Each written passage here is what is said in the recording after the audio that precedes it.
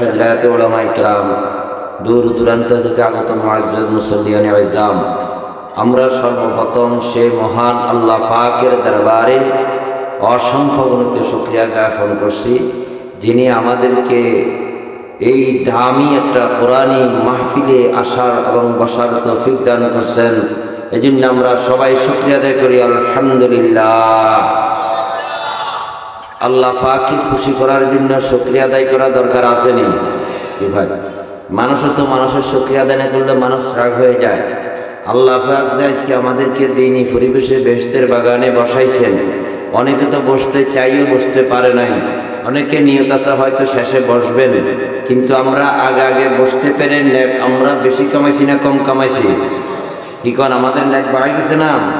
এই যতটা কথা শুনছি বুজুর্গদের সহবতে বসছি, আমাদের আগের হযরত কত বড় বুজুর্গ, কত বড় আল্লাহওয়ালা, ওনাদের সামনে কিছুক্ষণ বসা মানেই তো কাম।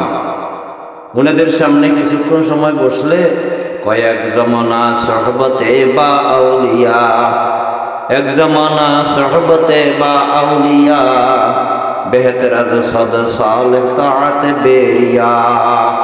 কয় নেককারদের সামনে কিছুক্ষণ সময় বসা রিয়াহীন ইবাদত, 100 বছর ইবাদত করার চেয়েও দামি সওয়াব আল্লাহ তাআলা দান করেন। এজন্য উলামাদের সামনে বেশি বেশি বসবো তো ইনশাআল্লাহ, বুজুর্গদের সামনে বেশি বেশি যাব, তাদের সাথে সাক্ষাৎ করব, দেখা সাক্ষাৎ করব, মুসাফা করব, আলেম ওলামার সাথে বন্ধুত্ব রাখবো। নবী আলাইহিস সালাম এক হাদিসের মধ্যে বলেন, লা তুসাহিব ইল্লা মুমিনান, আল্লাহর হাবিব বলেন মুমিন ছাড়া কারো সাথে তোমরা বন্ধুত্ব করিও না। আমাদের বন্ধুত্ব মুমিন কম, কি বলেন? দেশের বড় বড় লোক যেগুলো আমাদের বেশি বন্ধু বানাবেন কাকে? ওলামা কেন্দ্রকে বন্ধু বানাই। যে আমাদের হযরত, এই যে এখন হযরত আসছেন, আমাদের এই যে হযরত, আমাদের মরহুম হযরত মাওলানা আব্দুল খালেক সাহেব রহমতুল্লাহ, বহুত বড় আলেম ছিলেন না? খুব দামি মানুষ ছিলেন, তিনার মাদ্রাসার প্রিন্সিপাল, খুব দামি লোক। এই জন্য এদের সাথে আমরা মুসাফা করবো, দেখুন ওলামা ইকরামের সাথে মুসাফা করবো, এদের সাথে দেখা সাক্ষাৎ করব, এদের কাছে বসবো, এদের সাথে সম্পর্ক রাখবো। নবী আলাইহিস সালাম বলেন, মান তাশাব্বাহা বিকাউমিন ফাহুয়া মিনহু, কয় যার সাথে যার সম্পর্ক তার সাথে তার হাসর হবে। বন্ধুরে, বেনামাজির সাথে সম্পর্ক রাখলে, মদখোর আর গাঁজাখোরের সাথে সম্পর্ক রাখলে তাদের সাথে হাসর হবে। আল্লাহওয়ালার সাথে সম্পর্ক রাখলে আল্লাহওয়ালার সাথে হাসর হবে। এজন্য আমার নবী বলে, লা তুসাহিবিল্লা মুমিনান ওয়ালা তাকুল তুআমুকা ইল্লা তাকিয়ুন। ও দুনিয়ার মানুষ, মুমিনদেরকে বন্ধু বানাইও, মুমিন অন্য কাহাকে বন্ধু বানাইও না। আমরা যখন বিতিরের নামাজ পড়ি সেখানে আল্লাহর সাথে ওয়াদা করি, ওয়া নাখলাউ ওয়া নাতরুকু মান ইয়াফজুরুকা, আয় আল্লাহ যারা ফাসিক ফুজ্জার এদের সাথে আমরা সম্পর্ক ছিন্ন করলাম। এশার নামাজের পরে বিতরের নামাজে দোয়া পড়লাম, আল্লাহর সাথে ওয়াদা করলাম, আয় আল্লাহ মদখোরের সাথে আমার কোনো সম্পর্ক নাই, গাঁজাখোরের সাথে আমার কোনো সম্পর্ক নাই, বেনামাজির সাথে আমার কোনো সম্পর্ক নাই। কিন্তু বিতরের নামাজের পরে দোয়া আইসা আবার ওই মদখোর গাঁজাখোর আর বেনামাজি ফাসিকের সাথে আমার সম্পর্ক হয়ে গেল। আমি নামাজের মধ্যে মালিকের সাথে কি ওয়াদা করলাম?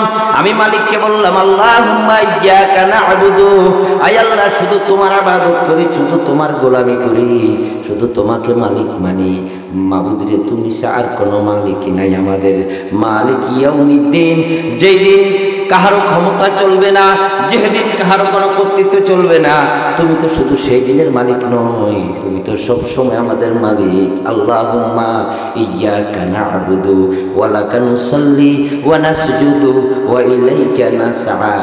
বিতিরের নামাজ আল্লাহর সাথে কেমন ওয়াদা করলাম, আল্লাহর জন্য শুধু নামাজ পড়ি বললাম, আর দেখা যায় পরের দিন আমি মসজিদে যাইতেছি, আর সভাপতি সাহেবকে বলছি, দেখছেন আমি তো মসজিদে আসি, আমি তো সব সময় আপনার মসজিদে আসি, নামাজ পড়ি, আপনি কি জানেননি? কয় না, তোর তো আমি তো জানি না, আমি সবসময় নামাজ পড়ি আইসা।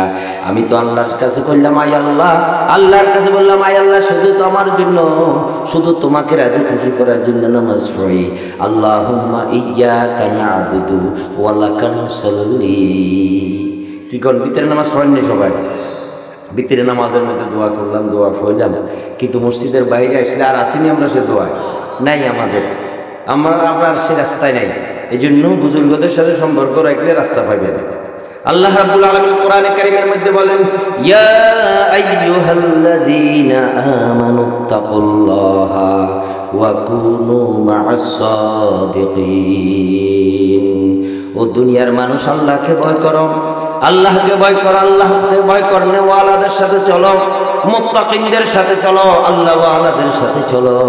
এই জন্য আল্লাহর হাবিব এক হাদিসের মধ্যে বলতেছেন, ও দুনিয়ার মানুষ, আল্লাহ ওয়ালার সাথে বেশি সম্পর্ক রাখো, আল্লাহ ওয়ালার সামনে বসো, আল্লাহ ওয়ালার সামনে বসো, তুমি দামি বনতে পারিবা, তোমাকে তারা দামি বানিয়ে দিবে। কোরআনে কারীমের আর এক আয়াতের মধ্যে আল্লাহ তাআলা বলেন যে কাদ আফলাহা মান তাযাক্কা, যে তুমি তোমাকে যদি পবিত্র করতে চাও, ওয়া যাকারা আসমা রাব্বিহি ফাসাল্লা, কাদ আফলাহা মান তাযাক্কা, কাদ আফলাহা, তুমি যদি তোমাকে কামিয়াবি করতে চাও, দামি বানাতে চাও, তোমাকে তুমি যদি তৈরি করতে চাও, তোমার কলবকে যদি পরিষ্কার করতে চাও, কাদ আফলাহা মান তাযাক্কা ওয়া যাকারা আসমা রাব্বিহি ফাসাল্লা, তাহলে বেশি বেশি মালিকের জিকির করো, ওয়া যাকারা আসমা, মালিকের জিকির করো এবং মালিকের জন্য নামাজ পড়ো, ওয়া যাকারা আসমা রাব্বিহি ফাসাল্লা। বন্ধুরা, আজকে তো মালিককে ভয় করি না, আজকে তো ভয় করার নেওয়ালাদের সাথে কোনো সম্পর্ক রাখি না। আসেরই সম্পর্ক আমাদের আলহামদুলিল্লাহ। এখানে তো অনেক লোক টুফিওয়ালা, দেখতে সব আল্লাহওয়ালার মতো দেখা যায়, অনেক মুরব্বী এসছেন যে আসলে একটা জিনিস চিন্তা করেন, দুনিয়া তো থাকার জায়গা না, কি বলেন? যে গত 3 দিন মাহফিল শুনছেন, সকলের তো একই কথা, আমরা সবাই রওনা দিছি নি, সবাই রওনা দিচ্ছেন। যার 40 বছর হয়ে গেছে যদি 50 বছর বাঁচেন, আর 10 বছর আছে, যার 50 বছর হয়ে গেছে যদি 60 বছর বাঁচেন, আর 10 বছর আছে, যদি এরকমভাবে 55 বছর বাঁচেন, আর 5 বছর আছে। এই জন্য আমার ভাইয়েরা একটু চিন্তা করে দেখেন, আমার পরকালের জন্য আমি কি তৈরি করলাম, আমার বান্ডের মধ্যে কি আছে, আমি কি নিলাম। এই জন্য কোরআনে কারীমের একটা আয়াত আল্লাহ তাআলা বলেন, সূরা নাহলের 97 নম্বর আয়াত, আল্লাহ বলেন, মা ইনদাকুম ইয়ানফাদু ওয়া মা ইনদাল্লাহি বাক। বান্দা, তোদের কাছে যা আছে, আমাদের কাছে যা আছে, আমাদের ভাই আছে, আমাদের ঘর আছে, জায়গা জমি আছে, টাকা পয়সা আছে, ধন দৌলত আছে, আল্লাহ বলে এগুলা সব শেষ হয়ে যাবে। বান্দারে, তোদের কাছে যা আছে এগুলা সব শেষ হয়ে যাবে, এগুলা থাকবে না। ওয়া মা ইনদাল্লাহি বাক, থাকবে শুধু আল্লাহর কাছে, আল্লাহর কাছে যা আছে সেগুলা থাকবে, আমাদের কাছে যা আছে কিছু থাকবে না। এজন্য হযরত আলী রাদিয়াল্লাহু তাআলা বলতেন, রাজিনা কিসমাতাল জাব্বারি ফিনা লানা ইলমুন ওয়ালিল আ'দাই মালু ফাইনাল মালা ইয়াফনা আন করিবিন ওয়া ইন্নাল ইলমা ইয়াবকা লা ইয়াজুলু ফাইনাল মালা ইয়াফনা আন করিবিন। আজকে যে আমরা মাল দৌলত দেখতেছি, টাকা পয়সা দেখতেছি, হযরত আলী বলে এটা অচিরে শেষ হয়ে যাবে। কি কোন থাকবে না এগুলা? আচ্ছা, যারা চলে গেছে কিছু নিষেধ বলবো না, মরে যাওয়ার সাথে সাথে সব কি, আর ওনার কিছু নাই, ছেলে সন্তানের ওনার আর কিছু নেই, উনি তো লাশ হয়ে যান। এই জন্য হযরত আলী বলেন, রাদিনা কিসমাতাল জাব্বারি ফিনা লানা ইলমুন ওয়ালিল আ'দাই মালু লানা ইলমুন ওয়ালিল আ'দাই মালু। আল্লাহ, তুমি আমার ইলম দিও, আমার দুশমনদের মাল দিও, আমার শত্রুদেরকে মাল দিও। আমরা তো দোয়া করি, আল্লাহ আগে আমাদেরকে মাল দাও, আগে আমাদেরকে ধন সম্পদ দাও। অথচ হযরত আলী দোয়া করতেন, আল্লাহ আমার ইলম দিয়া দাও, আমার ঈমান দিয়া দাও, আর আমার যারা শত্রু তাদেরকে তুমি ধনী বানায় দাও, টাকা পয়সা দিয়া দাও। তাহলে উল্টা আমরা দোয়া করি, আগে আমাদেরকে দাও, তাদেরকে দিলে দিলেন, হাত দিলে নাই। হযরত আলী বলে, আগে আমাকে ইলম দাও, ঈমান দাও, আমাকে ইলম দাও, ঈমান দাও, আমি ঈমান চাই, আমার ঈমান মজবুত হোক। কেমন ঈমানদার তারা, আরো ঈমান চায়, কেমন ইলমের মালিক, আরো ইলম চায়। অথচ আমরা তো ইলমও নাই, ঈমানও নাই, দিনও নাই, আমাদের কাছে সামান্য কুদ্দুর ঈমান নিয়ে আজকে আমরা বসবাস করতেছি। এই ঈমান নিয়ে কীভাবে যাবে একটু চিন্তা করেন।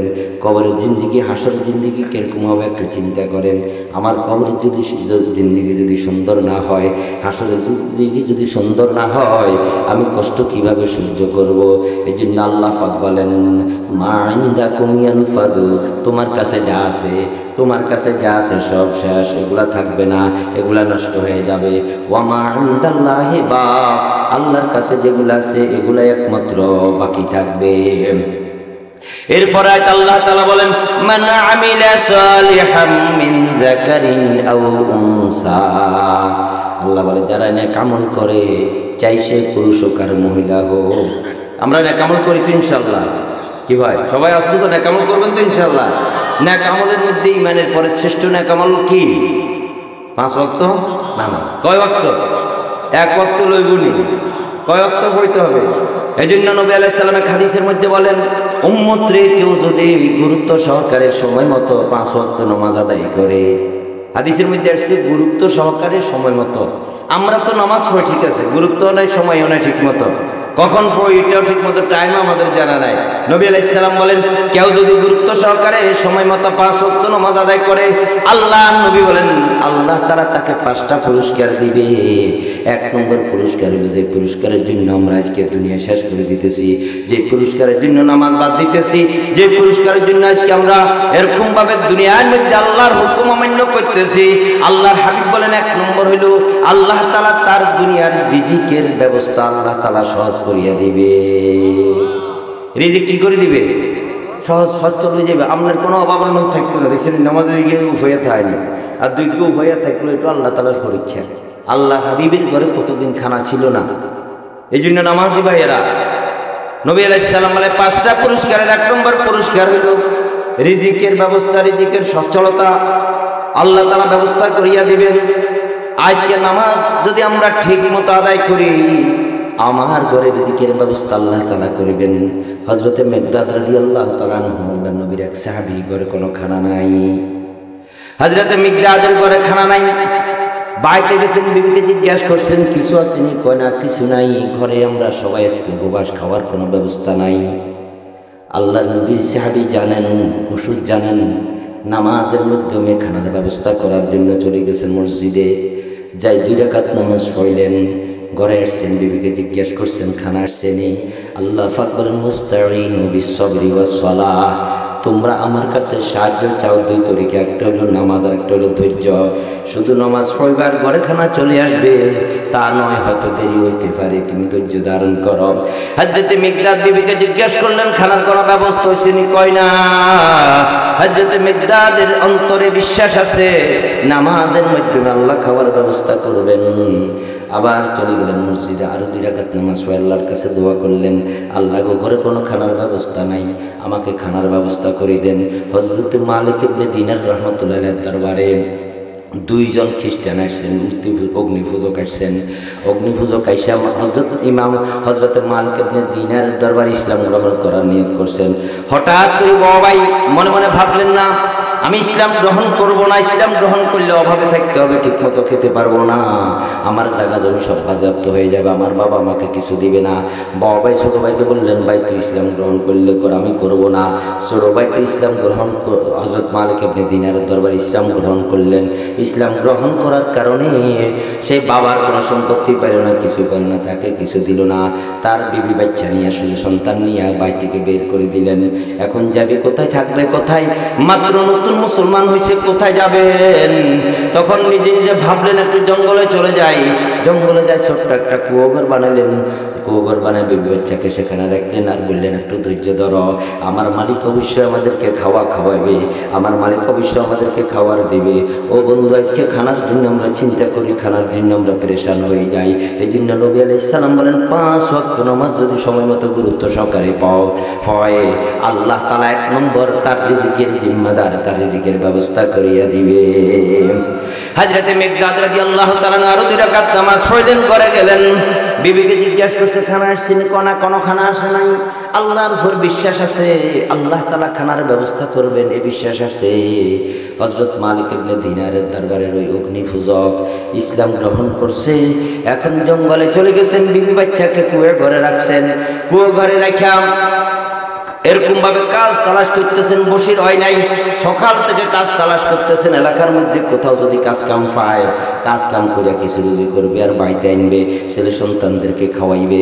কিন্তু দেখা যায় সকাল থেকে জোহরের আগ পর্যন্ত কাজ কাম তালাশ করে কিছুই পায় নাই। জোহরের নামাজ পড়লেন, জোহরের নামাজ পড়ে আল্লাহর দরবারে বসে গেলেন। এখন আর কাম করবে না, মালিকের কাম করবে। মালিকের দরবারে কান্নাকাটি করলেন, করতে করতে সন্ধ্যা হয়ে গেল। ওইদিকে নতুন মুসলমান হয়েছেন, তার ছোট বাচ্চা, তার বিবি তার অপেক্ষায় আছে, খানা নিয়ে আসবে, খাবার নিয়ে আসবে, তারা খাবে। যখন সন্ধ্যা ঘনিয়ে আসছেন, ওই যুবক তার খিমায়, তার তাঁবুতে বা তার কুয়ে ঘরে যখন গেছেন, বিবি জিজ্ঞাসা করে, সন্তান তো কাঁদতেছে, কোনো খানার ব্যবস্থা হয়েছে নি?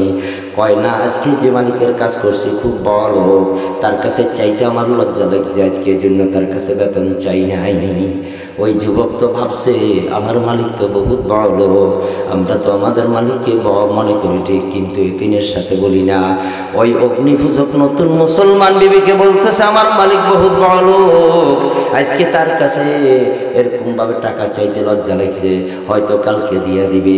আবার কালকে, আগামীকাল, পরের দিন সকালবেলা আবার চলে গেছেন। সারাদিন জোহর পর্যন্ত কাজ কাম খোঁজ করছে, কোনো কাজের ব্যবস্থা হয় নাই। ভাবছে কিছু কাজ কাম করে টাকা পয়সা অর্জন করবে, বাড়িতে খাবার দাবার আনবে। ও যুবক ভাইরা, একটু চিন্তা করেন, ইসলাম আজকে আমরা কত সহজে পেয়ে গেছি, তারা কত কষ্ট করছে মালিকের থেকে লওয়ার জন্য। তারা মালিক থেকে লইতে চাইছেন। হযরত উম্মু সুয়াইব রাদিয়াল্লাহু তাআলা আনহা একজন মহিলা সাহাবী, মাত্র নতুন মুসলমান হয়েছেন। মুসলমান হওয়ার পরে তার একটা সন্তান ছিল, সন্তানটা মারা গেছে। উম্মু সুয়াইব রাদিয়াল্লাহু তাআলা আনহাকে আল্লাহর নবী খবর পাঠালেন, তোমার সন্তান মারা গেছে, দেখতে আসো।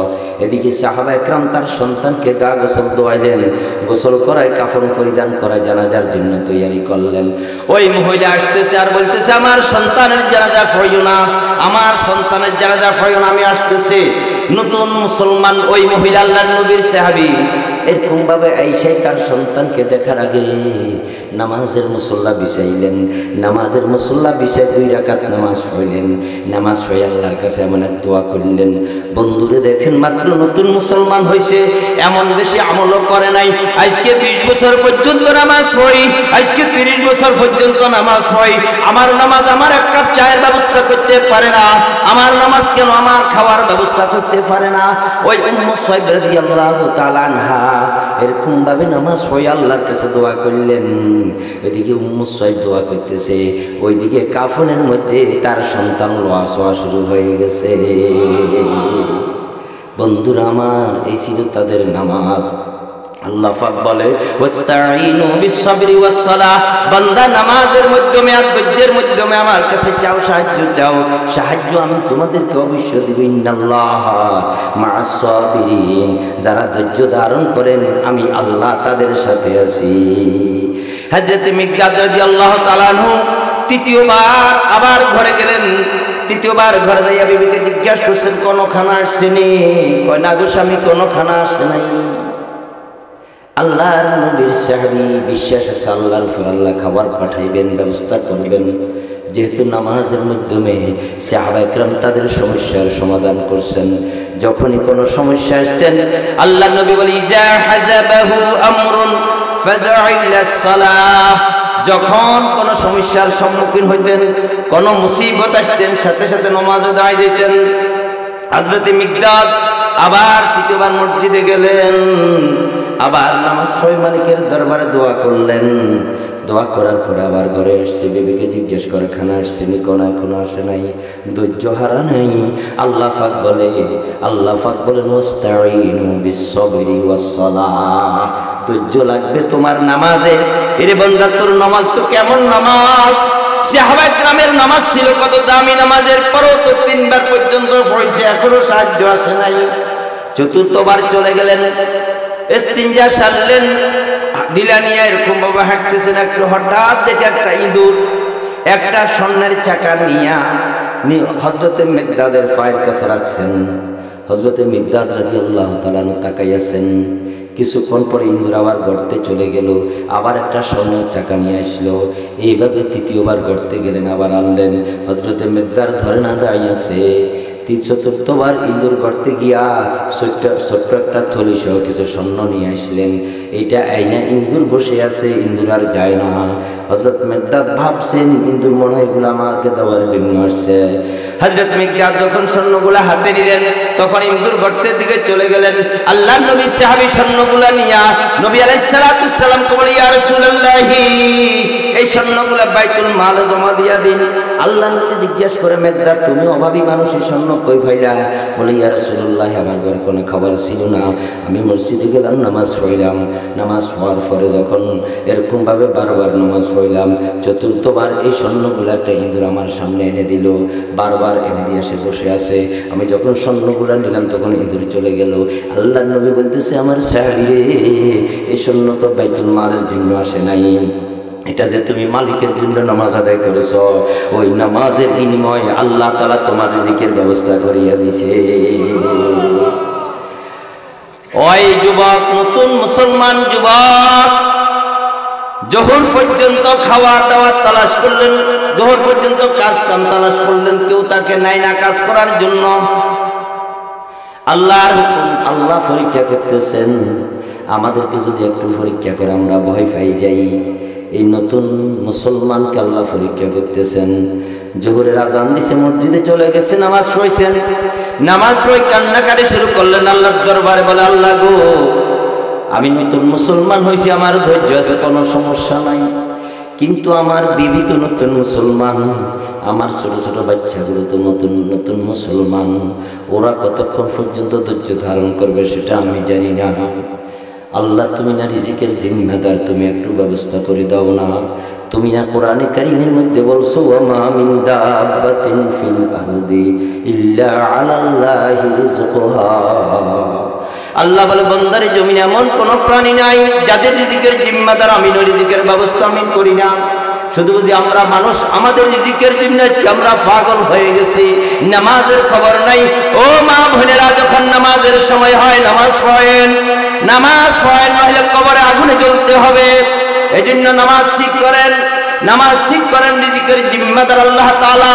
আল্লাহ বলে, ওয়া মা মিন দাব্বাতিন ফিল আরদি ইল্লা আলাল্লাহি রিজকুহা, ইল্লা আলাল্লাহি রিজকুহা। আল্লাহ বলে, বান্দারে, রিজিকের জিম্মাদার তো আমি। আজকে আমাদের থেকে কত বড় বড় প্রাণীদেরকে আল্লাহ তাআলা খাওয়াইতেছে, আমাদেরকে আল্লাহ তাআলা খাওয়াইবেন। যুবক কান্নাকাটি করে বাড়িতে গেছে, বিবি জিজ্ঞেস করে, স্বামী গো, বাচ্চাগুলা কান্নাকাটি করতেছে, গরম পানি করতেছে, বারবার চুলাই, বাচ্চাগুলা খিদার তাড়নায় মা মা বলতেছে আর খানা চাইতেছে। ওগো স্বামী, খানা জানেন নাই, আজকে বাচ্চাগুলাকে আমি কি দিয়া তাদেরকে বুঝাইবো? আজ যুবক বলতেছে, স্ত্রী গো, ও স্ত্রী, মালিক বহু দয়ালু, মালিক বহু দয়ালু, আমার চেয়ে এত অভাব মালিক জানে, খানা পাঠাই দিবে, কোনো চিন্তা করিও না, খানা পাঠাই দিবে, কোনো চিন্তা করিও না। কাঁদতেছে স্ত্রী, নিজের জন্য কান্দে না, ছোট ছোট শিশুরা খিদার তাড়নায় অস্থির। ও বন্ধু, আজকে কয়দিন আমাদের ছেলেগুলা খিদার তাড়নায় অস্থির ছিল, আমরা কি কোনোদিন তাদের জন্য এরকমভাবে কত নামাজ তাদের জন্য, তাদেরকে খাওয়াইবার জন্য নষ্ট করে দিছি? একটু চিন্তা করেন। মালিক যদি জিজ্ঞাসা করে, বান্দারে, আমার নামাজ তুই যে না পড়লি, আমার নামাজ যে তুই যে ঠিক মতো আদায় করলি না, আমার দরবারে জবাব দে। এক হাদিসের মধ্যে আসছে, নবী আলাইহিস সালাম বলেন, আউয়ালু মা ইউহাসাবু বিহিল আবদু ইয়াউমাল কিয়ামাতিস সালাহ। কিয়ামতের দিন আল্লাহ তাআলা সর্বপ্রথম নামাজের হিসাব নিবে। বান্দা যখন নামাজের হিসাবগুলো সুন্দরভাবে দিয়ে দিবে, নামাজের হিসাবগুলো যখন সঠিকভাবে দিয়ে দিবেন, নামাজের হিসাবগুলো যখন সুন্দরভাবে দিয়ে দিবে, আল্লাহর হাবিব বলেন, বাকি হিসাবগুলো আল্লাহ তাআলা সহজ করিয়া দিবে। লা ইলাহা ইল্লাল্লাহ, লা ইলাহা ইল্লাল্লাহ।